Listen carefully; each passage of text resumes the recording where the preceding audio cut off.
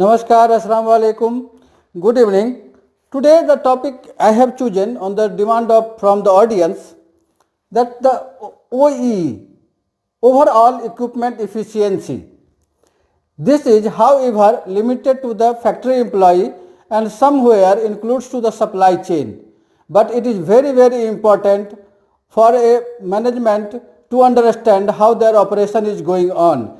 And most probably supervisor and their manager must know how to calculate this. Just to inform you all that OE is always very important. Last 5 years, whenever I go for the interview, in all the interview, they have asked me OE of either particular line or the overall production, that how much the OE for the filling line or for the blowing line or for this injection molding. So to overcome these obstacles, you must know, you must see this video. This will give you the, at least you will get the confidence that how to respond in the interview.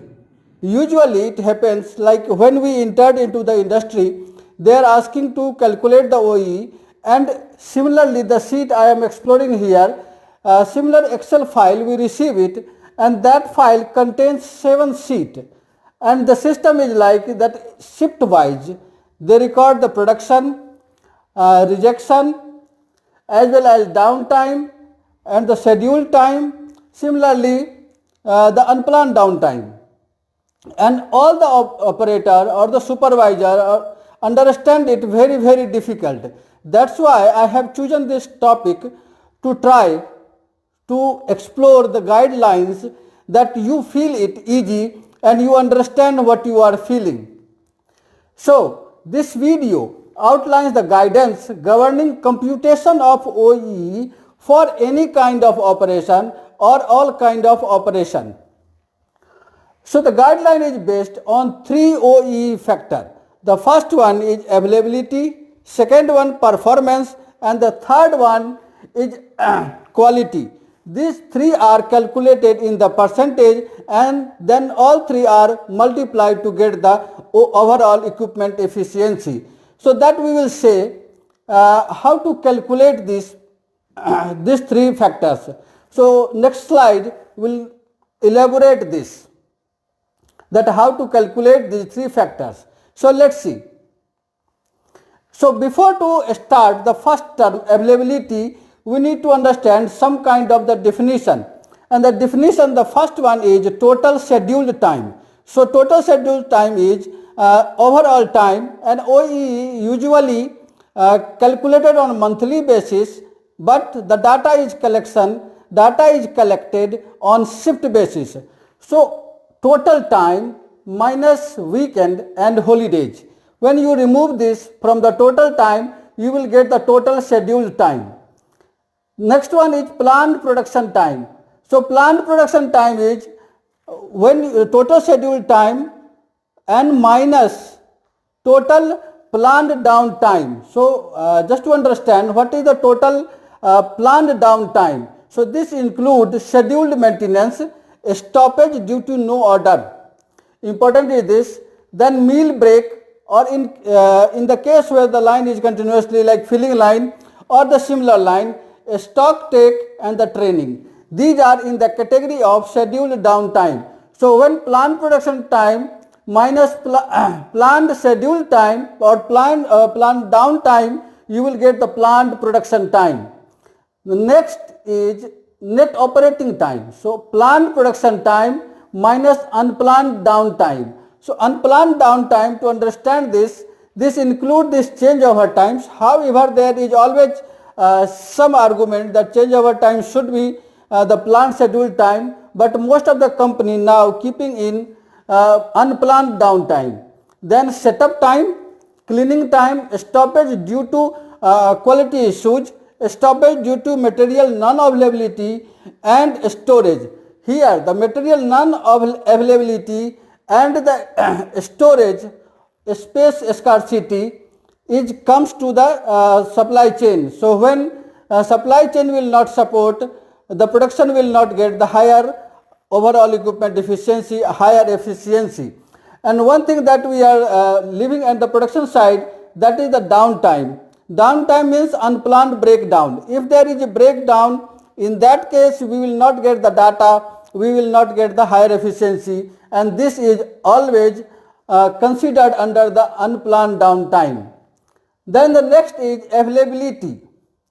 So availability considered. Now all you factors that you know. So how you calculate this? So there is very simple formula, that net operating time divided by plant production time, and this is to be calculated in the percent. Just I repeat to confirm this, the first data that we are calculating is availability. So availability means net operating time divided by plant production time and should be calculated in percentage. Now the performance, how you measure the performance? So the performance is basically just to verify the speed loss. So speed loss, so total output in a particular hour divided by the net operating time into a standard production. Here the considerable thing is that standard production always to be prefixed. You cannot compromise on that issue. People sometimes they are reducing the standard production and increasing the OE, but this should never change unless until the machine supplier and your management is agreed on some particular data. Then the next one is quality. So quality takes into account quality loss, that is rejection. So the production and the rejection. So this is everyone know this, that quality is calculated as acceptable output divided by total output. So meaning that acceptable output means you are removing the rejection. So the acceptable output divided by the total output gives you the quality percentage. So this one, the quality percentage, after getting this is quite simple, that you will calculate all these three. Now for example, we have taken this hypothetical data from the two shift. So in the shift 1, if you are seeing, the availability is 90%, performance 95% and quality is 99.5%. So the OE is coming 85.1%. Whether in shift 2, availability 95%, performance 95%, quality 96%, and he is getting the quality, OE 86.6%. So what the fact in this, that the operation doesn't mean only not having the responsibility to increase OE.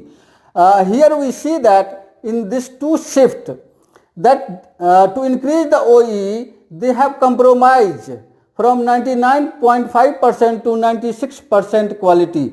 So compromising to the quality, you can gain the OE, but that is not the purpose of OE. OE purpose means quality should be maintained at the highest level of any organization, and then the data is coming, that is overall equipment efficiency, that is your OEE.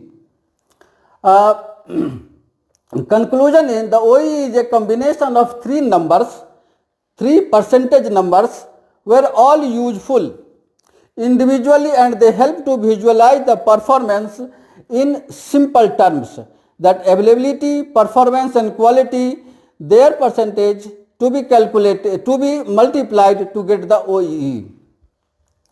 Now whoever want to know, I have taken one actual example, but I am not going to explain in this video. So whoever wants the actual example from factory operation, they can mail me or they can request in the comment box. I will help him by sending this PPT. That's all. Thank you very much. We will wait for your feedback.